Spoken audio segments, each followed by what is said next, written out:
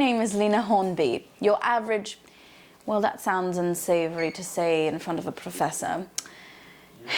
Anyways, I'm here to talk about environmentalism, technology, and politics.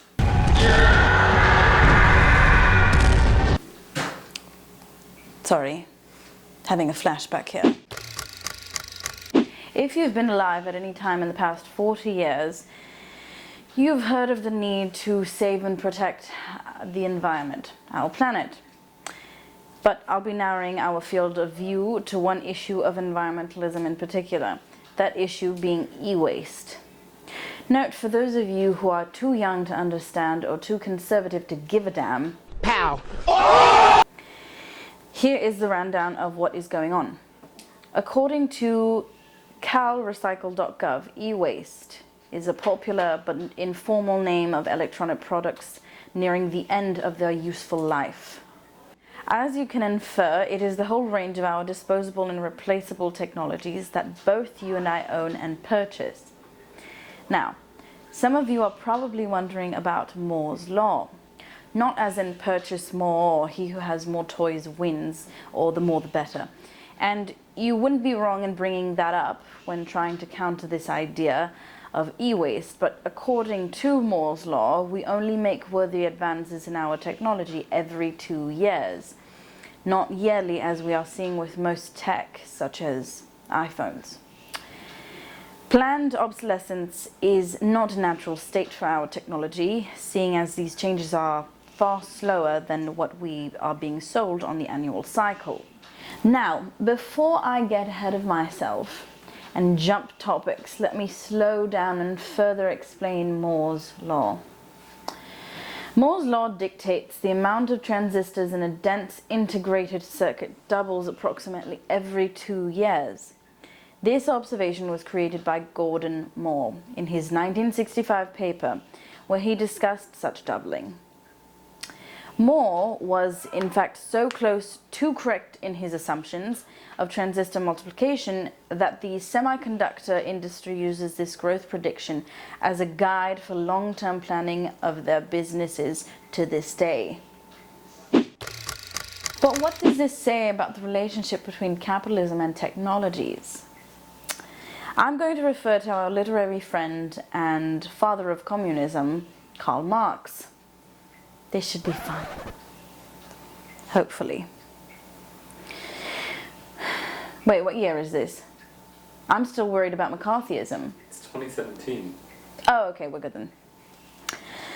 So, according to an article, Dynamics of Capitalism, discussing technology's relationship to capitalism and using Karl Marx's ideas, the motivating principle of Marx's capitalists is to accumulate the capital they command.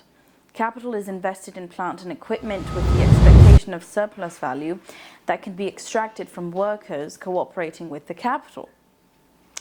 Additional capital, and equally importantly technologically improved capital, reduces labor costs and, all else equal, increases the capitalist's surplus value.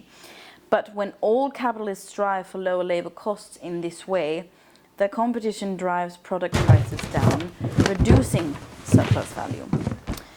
And as more capital is used with a given quantity of labor to produce more output, the rate of profit or surplus value falls. In Dynamics of Capitalism, Marx writes about the need to make more products because of the surplus and competition driving the costs of items down in order to consistently make money. How do we make more product if people have already purchased a phone, let's say? Well, that's easy. Make sure it breaks in time just before the new and improved version. This, in essence, supports planned obsolescence. Personally, I enjoy capitalism, but nonetheless, this becomes toxic and corrosive and unsustainable system for our environment and inhabitants. Our phones, computers, TVs, all electronics contain chemicals such as mercury, lead, cadmium, a carcinogen, just to name a few. And what do we do with this old tech? We just toss it out instead of recycling and repurposing them If we can recycle some of these materials, many cannot be introduced into the environment. Is capitalism so bad? In my opinion, no. I'm going to bring up a woman by the name of Ayn Rand. I know some of you are freaking out or rolling your eyes at this idea, but I want to entertain her ideas for a second and her stance against socialism and communism, and why capitalism is a superior system for a democratic and free world. Paul Ryan would be very pleased with me right now. Ayn Rand grew up in Russia during the reign of the aristocracy, 1910s. She belonged to a well-to-do bourgeois Jewish family. One October of her early childhood, the Bolsheviks took over Russia and Vladimir Lenin's new government seized businesses and wealth from everyone. Not just the rich, mind you. He also took the equivalent of small family businesses and farms, barely keeping their owners afloat. All of it was fair game. This event had a profound effect on her. She became an atheist, and this also drove her to value reason above all other human virtue. Her new views and ideology she adopted is called objectivism, a concept of self-responsibility and property rights, or better known as individualism, but in a metaphysical sense that we exist separately from the world around us and we discover it through our senses and inquiry. One of Anne's fears, as she often voiced through her books, was an ever-increasing amount of government intervention and legislation that would limit society's growth and abilities to advance, thus strangling the open market. This would step into a hole of production and public services becoming inoperable due to companies not functioning for the need of profit, but functioning at bare minimum.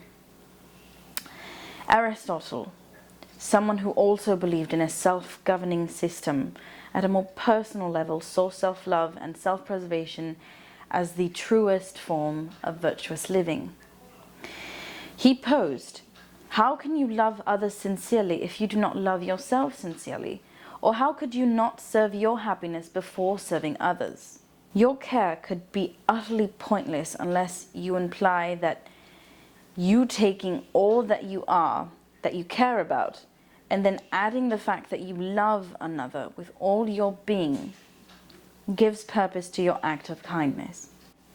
This form of thinking puts itself diametrically opposed to altruism, or a love for others at your own expense, which seems unproductive or counterproductive as a system. This could lend its hand to economics, where we all have to share wealth or share aspects, thus removing our entire ability to take care of oneself, or even further, our own advancement. Thus removing the value of our independent choice to help others. So, does this make capitalism the big bad wolf? Probably not. According to Ayn Rand's theory, an issue that occurs if you obstruct capitalism in its purest form is government imposition, rules, limitations, and oversight, creating a demand for the products which can inspire black market. The problem that occurs is that if you had such a wildly free market, you run into problems such as heroin and other drugs being able to readily be sold, creating a possibly worse drug problem than the one already occurring in the United States. Capitalism is an unrealistic and unfeasible system that has a perfection that only exists on paper, just like socialism and communism.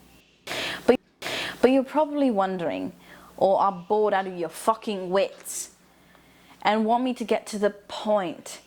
What does this have to do with environmentalism and e-waste? Well, everything, as a matter of fact. Without capitalism, we wouldn't have the technology or the drive to improve the state of our nation on a personal level, or to stand for our differences, or observe any environmental changes occurring from dirty production methods that an overreaching government saw as a threat to regulated industry, thus threatening the stability of the nation. While capitalism supports waste culture and the culture of constantly throwing out goods at any opportunity for a minor and insignificant upgrade, that doesn't entirely help you, but puts money into a CEO's wallet. So, I leave here today with the idea that bashing capitalism isn't an entirely positive idea, because its alternatives are still incredibly stricken with issues. But I ask everyone to keep an open mind and try to find a system for their nation that helps and benefits all.